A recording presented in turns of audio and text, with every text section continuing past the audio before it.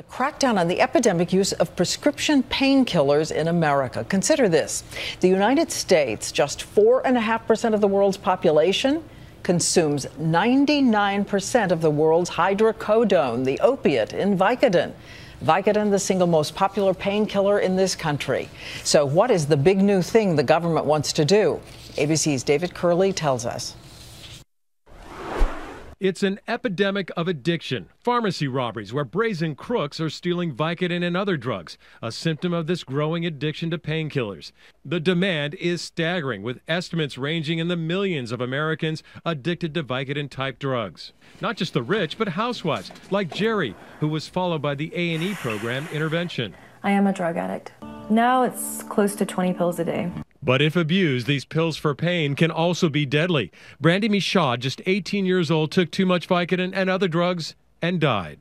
It's too easy to pull something out of somebody's medicine cabinet. I'm outraged there's not being more done about it. In 2011, 131 million prescriptions were written for Vicodin, which goes by several brand names. It's a mix of the ingredient in Tylenol and hydrocodone. The Drug Enforcement Administration can't win the battle and is pleading to make it harder to get Vicodin. If it has more restrictive manners tied to it, it would help reduce the abuse potential. The drug agents want Vicodin to be moved up to the same category as cocaine, Percocet, and oxycodone.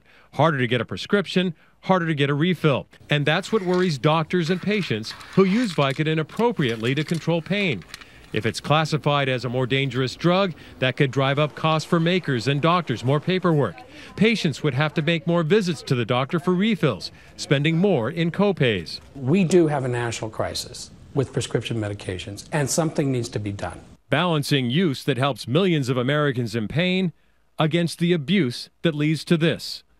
A recommendation comes tomorrow. David Curley, ABC News, Washington.